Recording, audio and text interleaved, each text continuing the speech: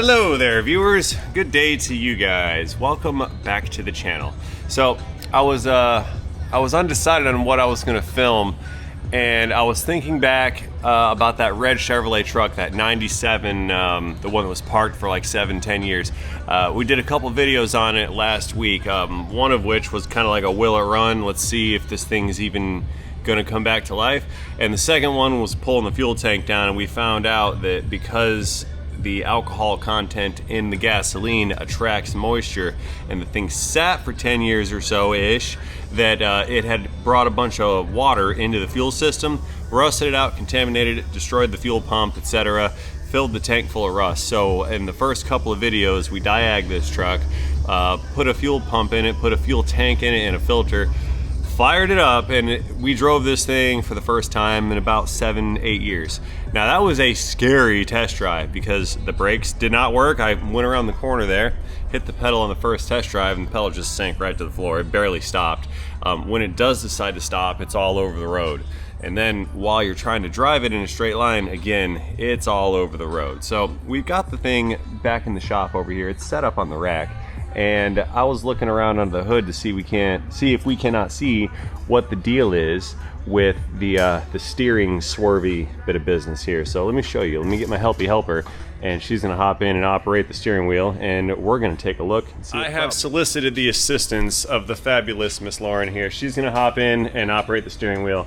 Would you be a dear and climb in this here vehicle? Yes. Don't trip on the thing, you'll hurt yourself. And just kind of shake that wheel left and right. We want to take a peek at the steering system on this Death Trap Chevrolet. Yep, so just turn until it stops. Don't mind the door creak, it's a Chevy thing. You gotta turn the key on. Turn the key on. You gotta do the Chevy wiggle. There you go.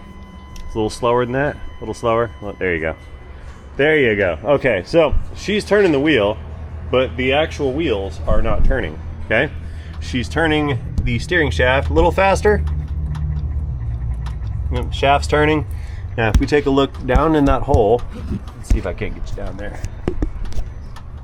A little farther, like. Okay, so looking right there, that's the arm that comes off of the steering gear. It's called the pitman arm, right? Now we can see that the shaft is turning, but that arm is not moving, okay? So what has to happen, honey, you're good, you can stop. So what's got to happen here is the rotation from the shaft acts on a set of gears in the steering gear there. That gears will turn the output shaft on the steering gear, which will then actuate on the pitman arm. The pitman arm is what connects to all the steering linkages between the two wheels, and so when that pitman arm turns this way, that way, that's going to affect the actual wheels, which is how you're going to turn your vehicle. So what we have, are you still in there? I am, yes. Can I pick you up in the air? Do you mind? Cool. I'm going to make sure this is shut. Yeah, don't fall out. Yeah, you're good. Safety first. Put your seatbelt on. Safety always. Yeah, we're going to run this up in the air and I'll show you. Show you what the deal is. This is our first chance with our black subscribe button. Something fun here we do on the channel. Moving on up. We see you. Hello. Yeah, we're gonna get the same view of this steering system, but from the bottom side. She's gonna actuate the steering wheel the same way as before, left and right, and we're gonna take a look at the gear down below to see if there's any additional play in the linkage. Because we don't want to install a part and then find out that it has a bunch more flippy floppy parts. That should be good. On the locks. You doing all right up there? Okay. There's our steering gear assembly. Right there is our steering shaft coming in. Lauren, go ahead and left and right it. Left and right. See the input shaft is moving. You hear some clicking from our gear action in there. But our output shaft is not moving, the pitman arm here. It's not doing anything. Keep going. Go a little harder, a little bit more forceful. There we go. See that? That's a bunch of wear. Go a little bit more forceful. Now we're acting on the wheels. I see left and right play here. Hang on a minute, buddy. Hang on. Yeah, I'm over here talking to myself under this car. Yeah, you're good, boss. Hang on. All right, Laura, you can hang on a second. Let me go get these parts, folks. Stay right here. Be right back. Okay, let me slide her down real quick, like. Coming down. You don't like being up there? No? Is it scary? Okay, we are back on the ground. Lauren is gonna operate, after that roller coaster ride, the steering wheel again.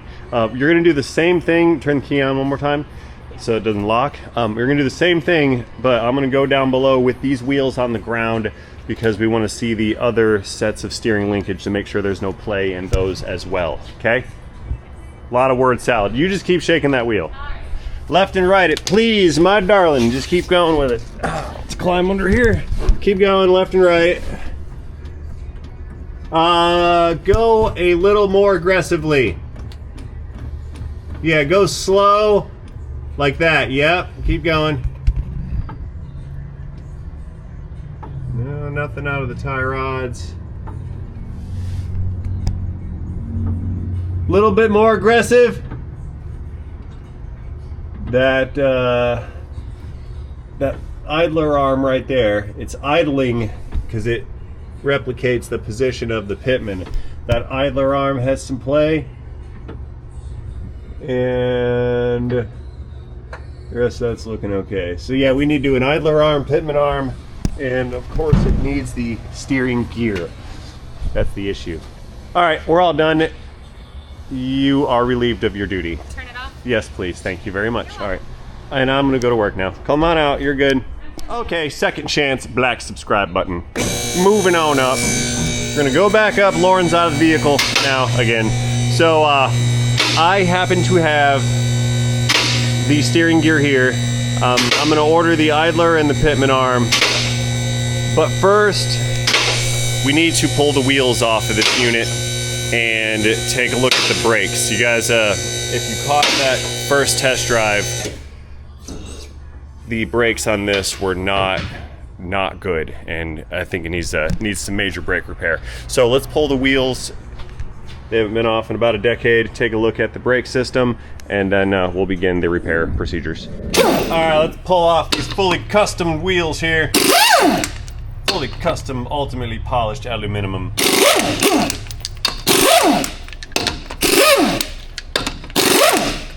Let's see what's inside of here. Shame these tires are junk too. Yeah, let's see. Wow. 30th week of 2019. So 5, 6 years or so since it had tires on it. But yeah, they've been sitting for a long time. They might come back if you drive around on them enough, but this thing, that was weird. It rode like it has square wheels. Anyway, we're not worried about the tires. That's the tire shop's problem. Left.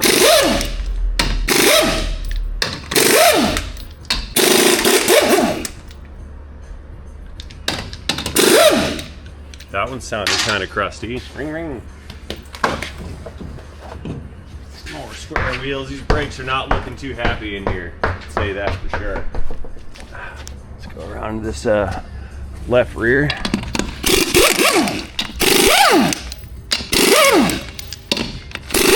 Careful. Scratch the wheel. That would not be good. These are fully customed. Oh, there's the brake drum in there.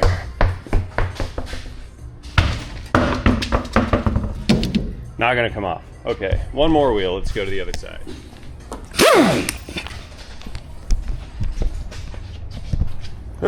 Pardon me, cut you guys off.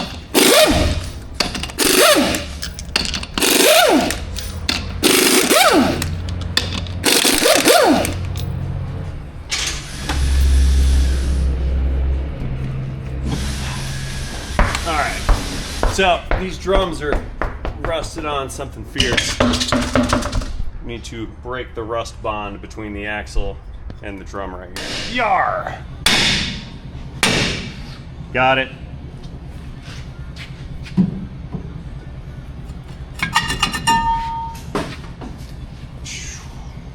Needs cleaned and adjusted. Look at all that dust in there. These are good looking back here, I think. I was expecting to find blown out axle seals or wheel seals. Those have been replaced. Nice shoes, those are brand newish.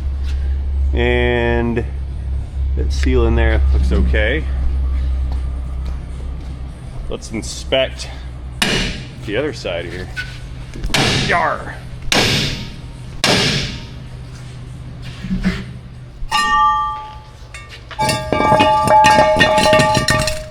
Okay, so the rears look fantastic, but we had a pedal sink into the floor. Now, I had assumed, based on driving it, that the issue was in the rear drums. Usually those, the wheel cylinders out back will blow out, and then when you push your pedal down, it goes to pressurize the, find a magnet here, it goes to pressurize the hydraulic system, and then all the fluid spits out of those cylinders in the back that you have no hydraulic pressure.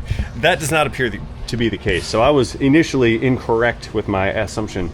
So now back to the fronts. We can clearly see these fronts have not been utilized in quite some time. There's a lot of surface rust in the front of the rotor here. That's not great. Got a blowed out seal on the caliper right here. So the problem with that is, you see all this dirt, dust business right here? That stuff is going to migrate and work its way between this piston on that caliper and its bore hole in the housing. When that happens, that piston will get stuck and it cannot move. So let's try.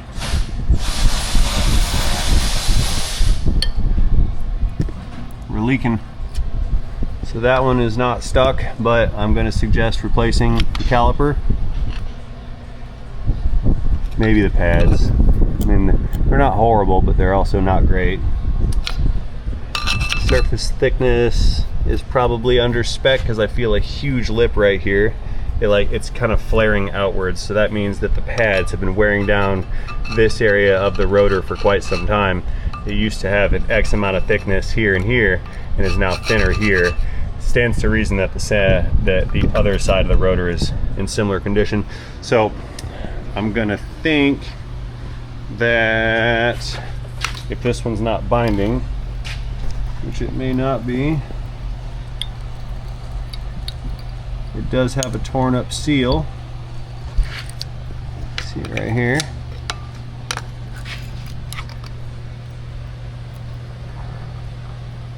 Okay.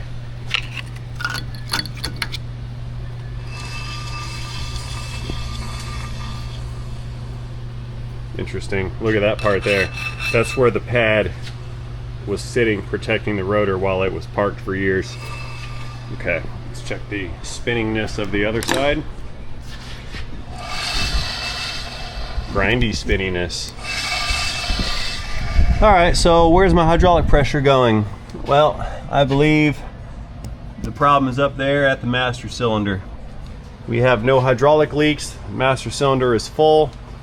It's spewing out fluid because it was actually overfilled. We have a damaged caliper. I'm gonna suggest we do front calipers, maybe hoses. These may have been changed once though. Yeah, see, I like to do calipers with hoses. The reason you have to do calipers most of the time is the rubber will fail. Either the seal or the O-ring inside will get impacted with stuff. Now, because we have a rubber failure issue, it stands to reason that the rubber in the hydraulic line suffers the same fate as the rubber in the caliper, because they both live in the same environment. They both suffer through the same heat cycles and same stresses and loads. So it stands to reason that if you're replacing a caliper for failed rubbers, you should also replace the rubber dangly bit hose that goes with it. So I'm going to suggest that we do caliper and hoses. That's normally protocol. I always do the hoses with the calipers. I do not like to just do calipers.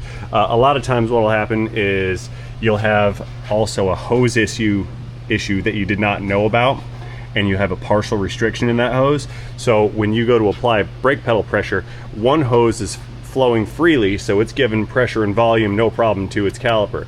The other side has a moderate restriction through some resistance, and that caliper will be delayed in its response. So when you hit your brake pedal, the one that does not have a delay, that'll start braking. Well, let's say it's the right front, that means it's going to try to pull your vehicle off to the right.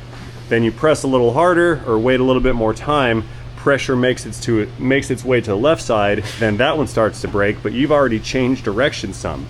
And when you release the brakes, this side will release quicker, the hypothetical sticking side will release slower, so as you release the brakes, now your vehicle wants to pull this way to the left. So when you first brake, it pulls to the right, when you let off, it pulls to the left. And in doing so, what you've created is a unstable condition. Now, if you're in like a panic brake, or you need to stop now, that swerving will actually and can cause and does cause a loss of vehicle control, and you may end up finding yourself in a collision because you have poor braking performance. So based on those above reasons, I'm going to recommend the CPR treatment. That's calipers, pads, rotors on the front.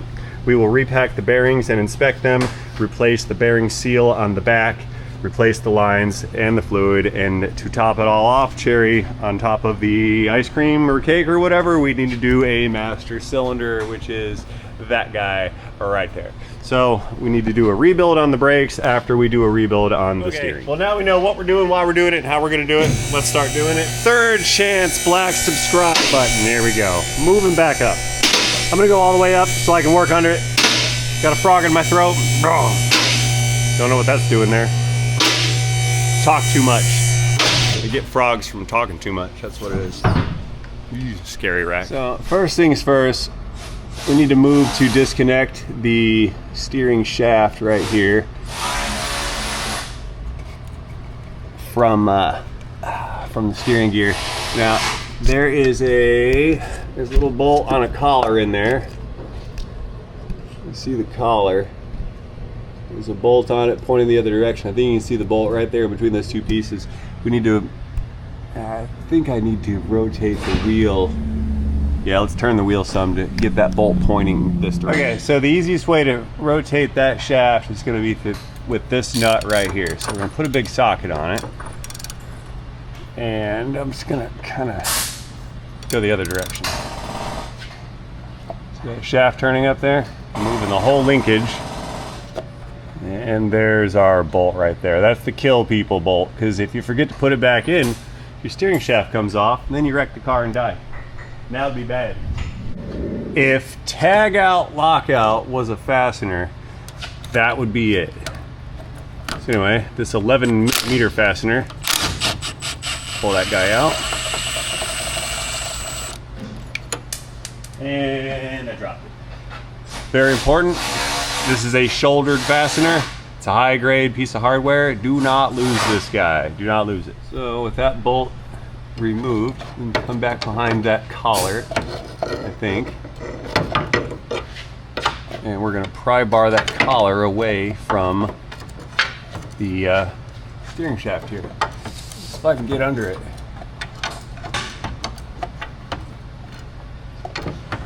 There we go. Push that off. Perfect. So now, let's remove the linkage. We're going to take the pitman off right here, and we're going to remove the idler from over here because I'm going to replace that one as well. So that's getting changed, the bracket's getting changed, and this one is being changed as well. Some pliers on our cotter unit pins right here. It's an unnecessary descriptive word. Cotter unit pin. Could have just said cotter pin. Pry that guy out. Voila. One quick socket change. Wasn't even tight. Wonderful. Okay, let's pull this off with a pulley puller. If I can get it to squeeze under there. That might not fit in there. I don't think it's gonna go. Might need to switch this out to like a 3-jaw or something. Yeah, it's not gonna go under there. Not gonna fit. I lied. We'll do a 2-jaw instead. It's not as stable as a 3 because 2 points of contact are nowhere near as stable as 3 points of contact, but play my cards right.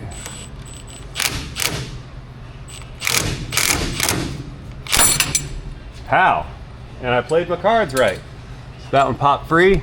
Beautiful. So let's go over here. Mess you guys up, give vertigo. Turn the lights. Let's go over here to this other unit right there. Similar operation. There we go. Time to pull it with a pulley puller.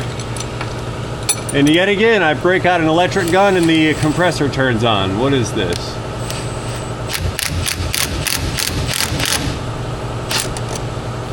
Well, that was anticlimactic, wasn't it?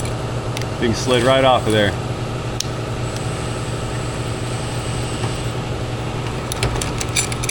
Turn it. Give it some love taps. Baby, love tap. Love taps. Na, na, na, na, na.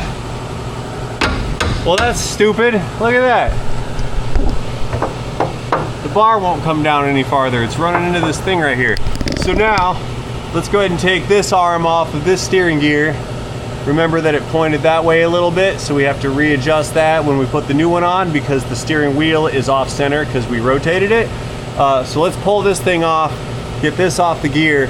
Once this is off the gear, then we can unbolt the gear from the frame and then remove the unit after we remove the hydraulic lines. That's the fun part. Loud impacting noises right here coming in.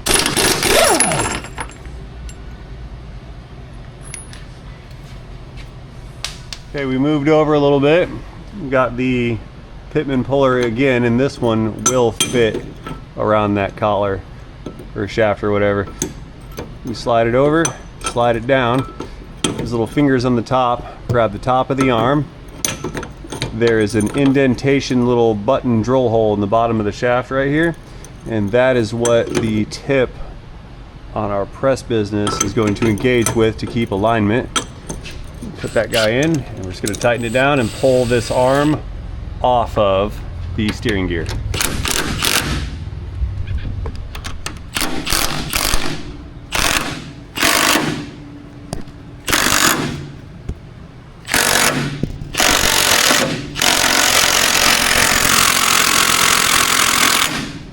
Batterazis! Quick reload. There she is.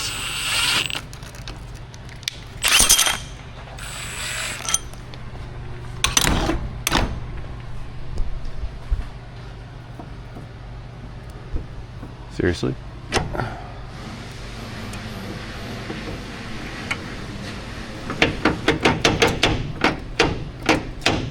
What a cluster. It doesn't come out. No matter what we do, it doesn't come out. All it does is come on my hand. I do not have time for these silly games. Pry bar. Pry hammer. There we go. Alright, Pitman arm is out. Chunk. Let's go over here. Get the idler. Do this in similar fashion.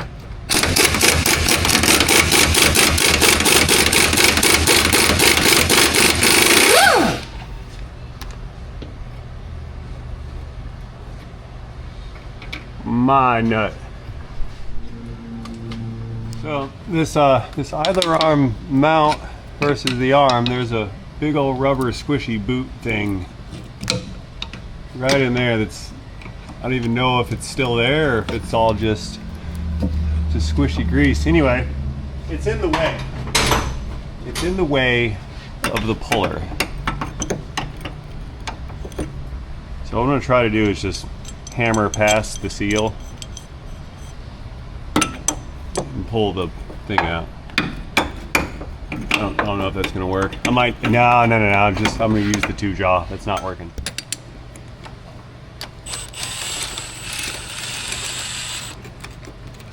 Even that one barely wants to fit in there.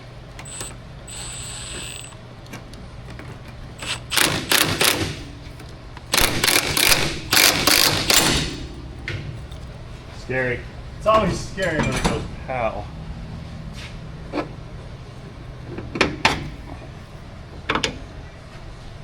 Okay, there's one. And now we have to get the little bracket thing out. That's going to be 3 18mm nuts, one there, one above that hose, one right there. we need to reach around from the back side with a ratchet and an extension and a socket to engage the bolt that goes through. Now, there's going to be access holes, see? And the head of the nut is located on the other side. So we fish that guy through the frame, get a hold of the bolt, which I'm not feeling it. What's this problem? Let's try this other one. Maybe they're not bolts. What is that? I can't see it. No, that's a bolt in there. I see it. Odd. I've got it on there on the back.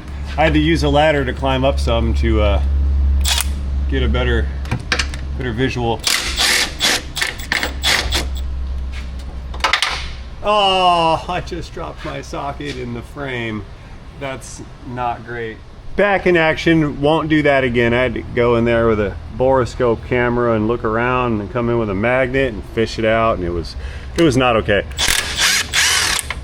So anyways, we're gonna take these bolts out, get rid of that bracket. Oh no, my Milwaukee fell down. Now, keeping in mind the danger of dropping fasteners, we're going to extract these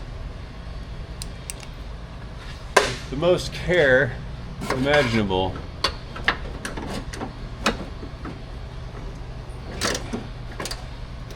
I have the top one out. I'm going to have to come in behind these with a wrench because I can't move this this hose much really to get a hold of that top nut. So we're just going to hold it with a wrench and then take the bolt out from this side. It's gonna take a wee bit longer to perform. However, it beats having to fight with coolant hoses and things like that. Plus we get to hear actual ratchet sounds. I never make ratchet sounds on the channel. It's always power tool sounds, which is fine, but dirt, face dirt. So the nut's coming off up there. You guys can't see here. You can look at me instead. How about that? Because I can't really show you anything up there. Just a bunch of hose in the way.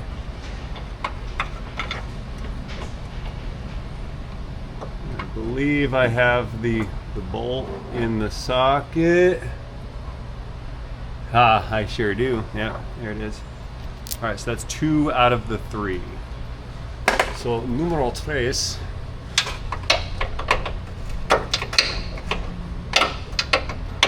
hard to line that up. That one's on. These were not very tight at all. I just broke that thing loose without even trying. Weird. Maybe somebody changed them once and they were scared of actual torque.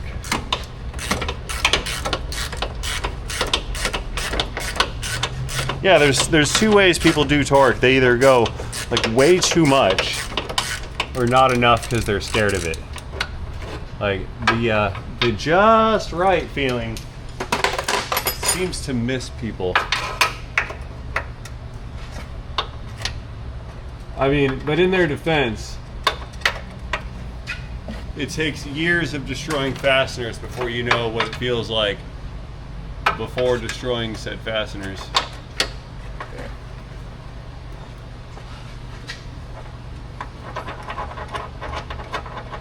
It's the 3rd one coming out.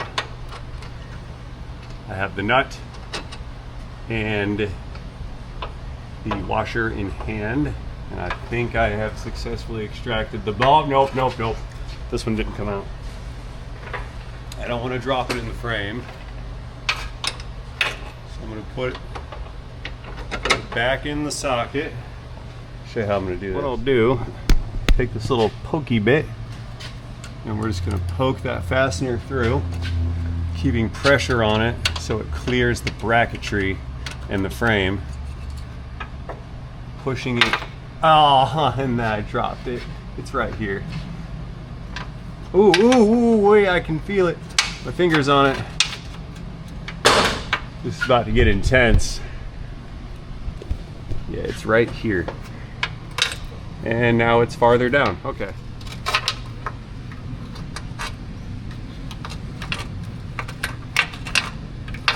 It's gone.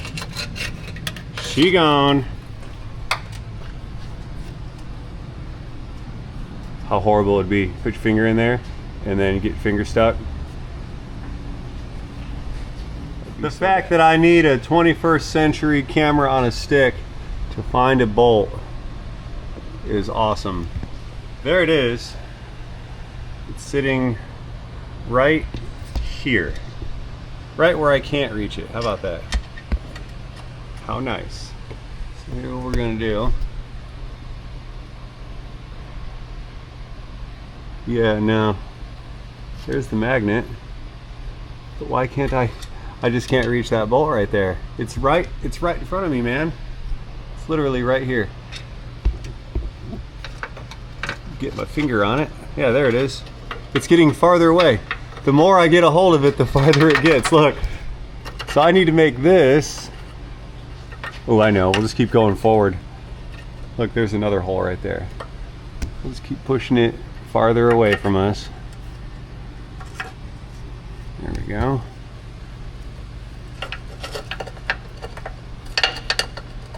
Told y'all this is gonna get intense, didn't I? Watch it. All right. No! Look at that. It doesn't come out. But I can reach around. There, we got it. Super fun. I'm upside down. Weird. Alright, enough screwing around here. Let's get this piece of junk out.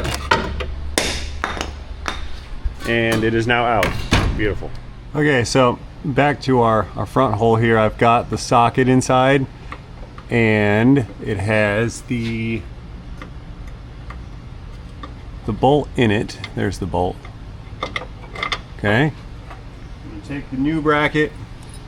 We have one here. This one came with a little grease fitting on it. The brackets usually have a grease fitting in the top, but you can't reach that in chassis, so it's kind of a one-time grease only deal. So they put this little hose on it, so it is now greasable. What we need to do is not drop. I'm dropping stuff again. Hang on here. The bolt fell out of the socket.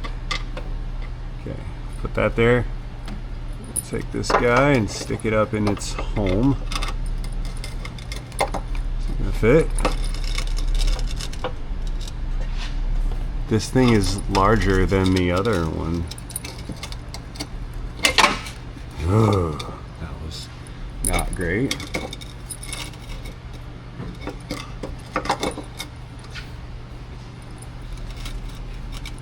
That's not gonna work. That thing is gonna poke a hole through this radiator hose. Well, it was a nice concept, but unfortunately, there's that word again, unfortunately. I can't stand that word. Everything's unfortunately, sir, unfortunately. World's full of unfortunately's, and I find that to be so unfortunate when you're trying to get something done. And unfortunately this, and unfortunately that, but fortunately for me, that bolt's through. Yay! Alright, so we'll slap the washer on there. Yeah, unfortunately for whoever wants to grease this thing next. We'll have to pry that up to get a hold of the fastener thing, or the fitting thing. I'll try to move this as much as I can and then put some protective stuff on it. But yeah, that's kind of how they fit. Super tight squeeze.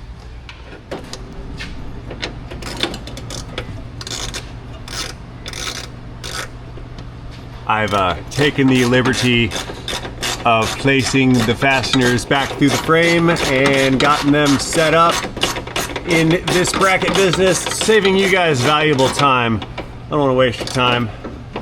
I don't like when mine gets wasted, and I certainly don't want to waste 100,000 other people's time, so I try to be a aware of such things. So any Hoosers now, we have one fastener fastened. And I also made it tight with torque by hand.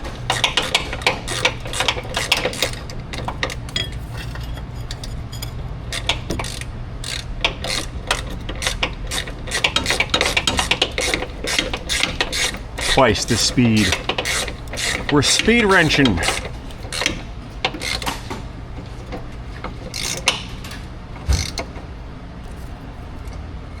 Aw, you guys couldn't see the bolt turning inside of the nut. I wanted to show you that. Anyway, whatever. That's 2 of the 3. Get this last one on. I seem to have adapted my muscle memory because now I can just stick the socket in through the frame and engage the head of the nut / bolt. Getting noodle arm. I had to switch arms. Faster! I'm being recorded doing a mundane task. There we go. Fell right out of there. What is that?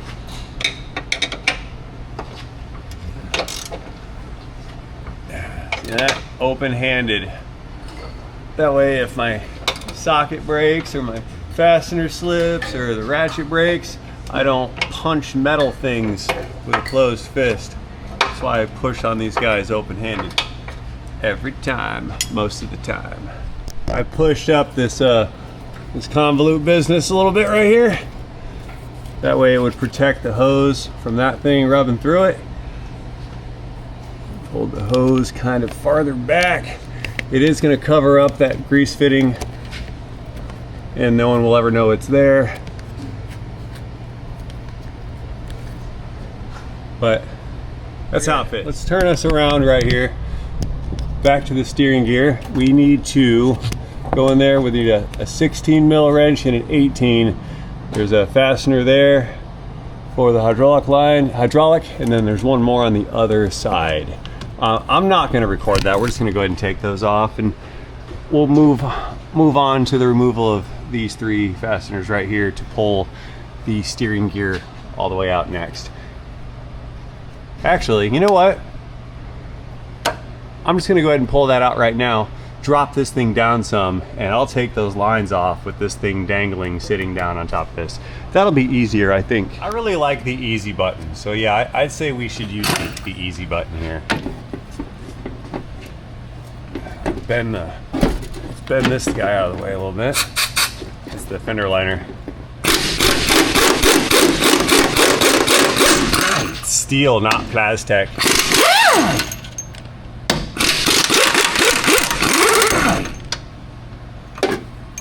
These can stay right there. Very good. Back in the center of the vehicle. Push this guy in. Remember, the steering shaft's disconnected.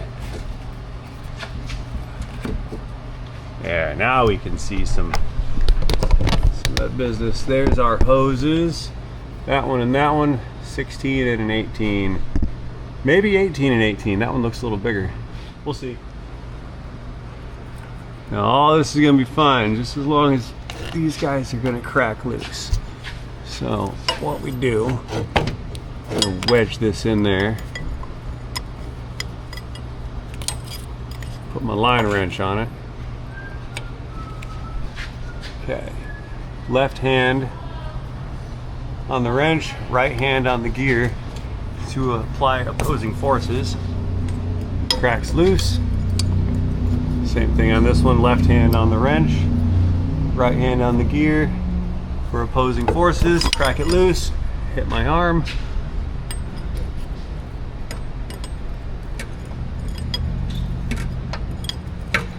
This is why I don't use line wrenches. So we switched out to a little stubbier wrench and get some more speed out of it.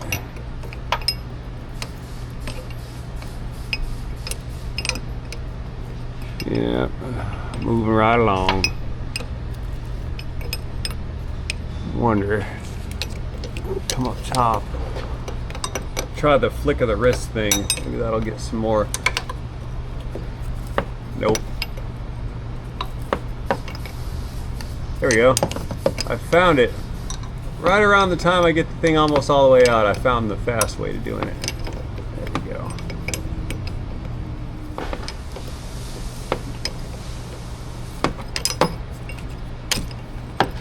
Ah, it got me. Always in the face.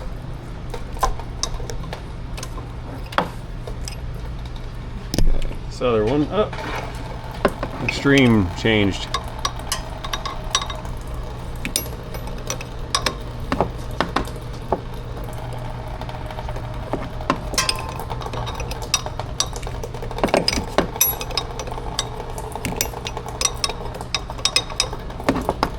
Power steering is all over.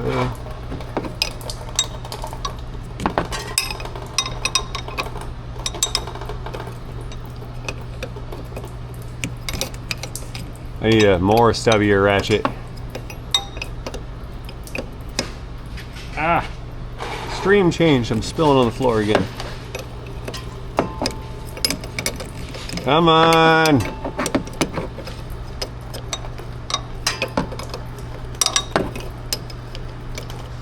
Line wrench. Line wrench.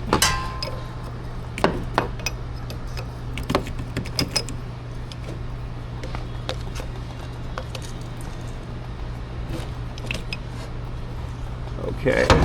Whoa! We're free. Well, let's see here. I'll take this guy and just kind of squeeze it down through there. We're out. All right. There she is. Big old honking mess of steering gear. I have fitted the new gear. This is a Cardone unit. I fitted the new one inside and I've already resealed, put new O-rings on the fittings and sealed the thing back up. So it's in position. I skipped ahead of all that to save us all some valuable time again because this is dragging on a little bit. So now what we're gonna do is hold this gear in position and then thread these bolts back in. Now, the easiest one for me to see is this one here, because the ear for the gear is like right here. I'm looking right at it. So let me get this blinding light out of your face. Nobody likes to be blinded by the light. Wrapped up like a juice. So what we do, pick the gear up, get that bolt started. The next one started.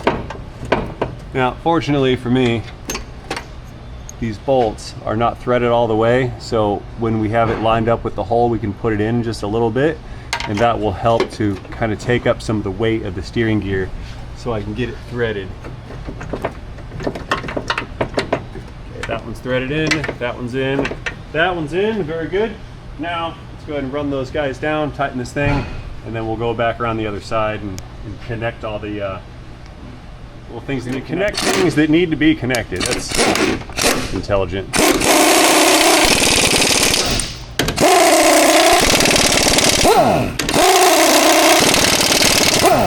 Click.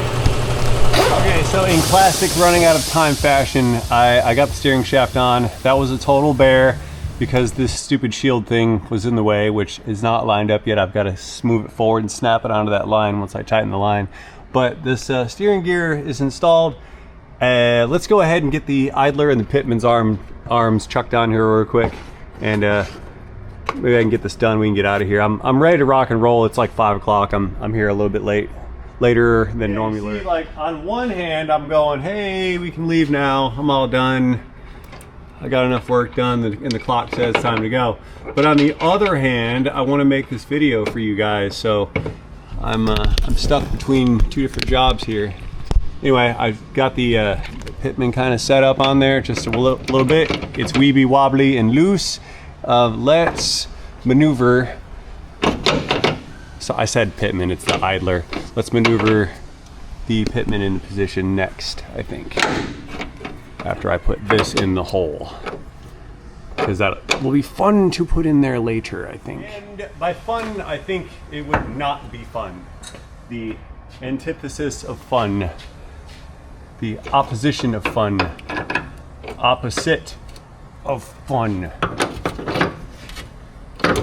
Now, this shaft here is splined. So if we look, round kitty. Uh-oh. If we look, there's master splines here, here, here, and here. That cat's not having a good day. So we need to line up those splines with these splines. That way all the splines are splining.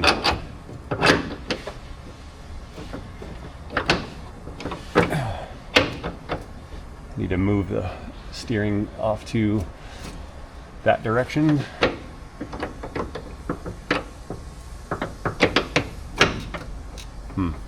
I know. I'm gonna take the steering gear loose again. I can't pry bar that into position.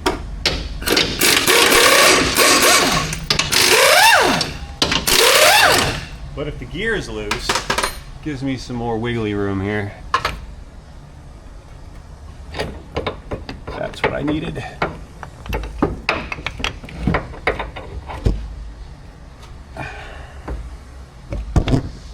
Okay, the spline has started.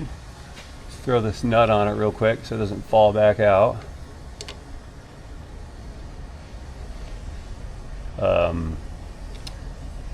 There we go. So we'll pick the gear up, put this shaft through the hole. There we go. Now we're getting somewhere. Put one nut on to secure it so it doesn't fall off. And then off to the left, secondary nut right here on the idler. Again, so it doesn't fall off. Perfect. Panning to the right yet again. Let's put, this is harder with more weight on it. Get in there. Put the steering gear back in. Yeah.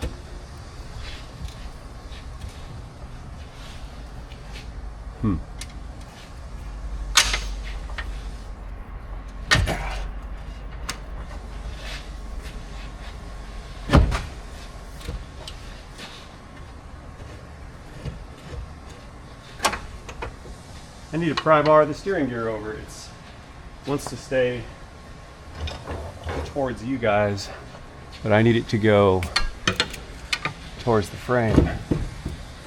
There.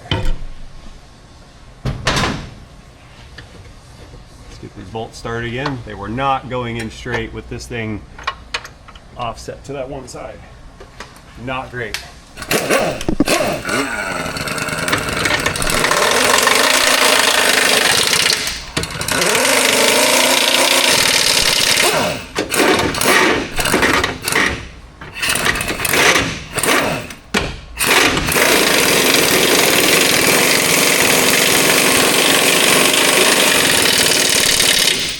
That fender rubbing on my socket. Okay, steering gear is bolted back in again. So let's tighten down all of our nuts. Line up the holes for the cotter pins. There we go. Same thing right here on this one.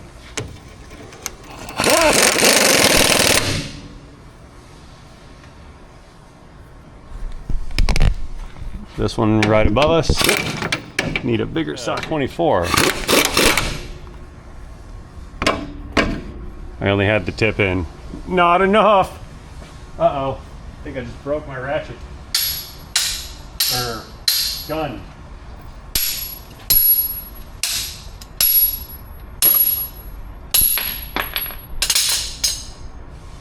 I hammered it off.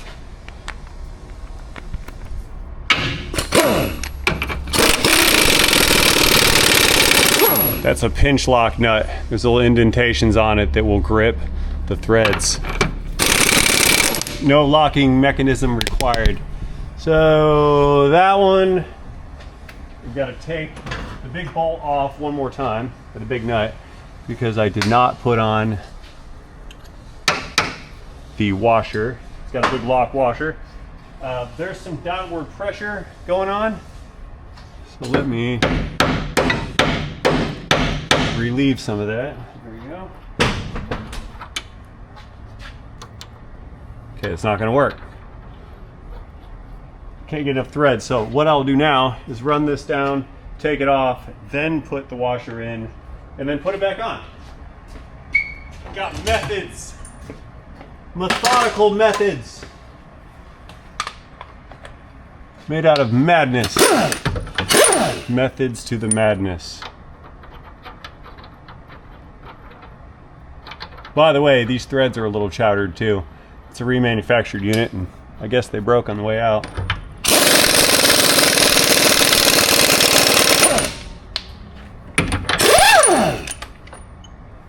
Lock washer. But it's fine because cross thread is like nature's Loctite.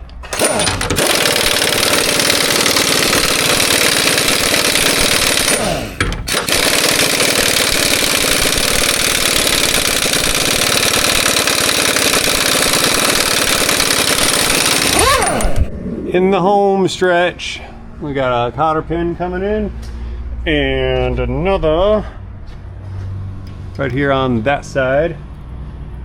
Let's take some pliers.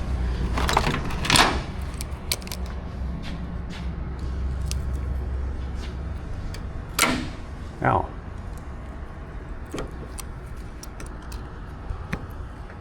There we go. Same thing here on this other one. Pinch it, turn it, twist it, wrap it, squeeze it, hammer it. There we go. That'll do. All right, so tight, tight, tight. The kill people bolts in. That guy's on. That's tight. That's tight. That's tight. These three are tight. This stuff was good. I believe that is the end of our steering wobble. I have not heard back on the brake system situation yet. Steering gear's in. I need to fill fluid into it and to figure out what we're doing with the brakes and then drive it and put tires on it and all that good stuff. So the restoration project on this 95, 97 Silverado, it's underway. We're not done yet. However, I am done. I'm done for the day. This thing is installed. Steering system is done. It starts, it runs now, it drives like it's supposed to, kind of usually, except for the square tires. But that's all stuff for the future. So that being said, I'm gonna go ahead and close this one out. I'm gonna wash the Chevrolet off of me because I'm covered in it, and we're headed home. So that being said, I'd like to thank you guys for watching this video. Let me know what you think about this part 3 in the comment section down below. As always, do not forget to engage that like and subscribe button while you're down there. And most importantly, you have yourselves a fantastic day. See you guys later in a video, in a day, in a Silverado steering restoration, in a transmission.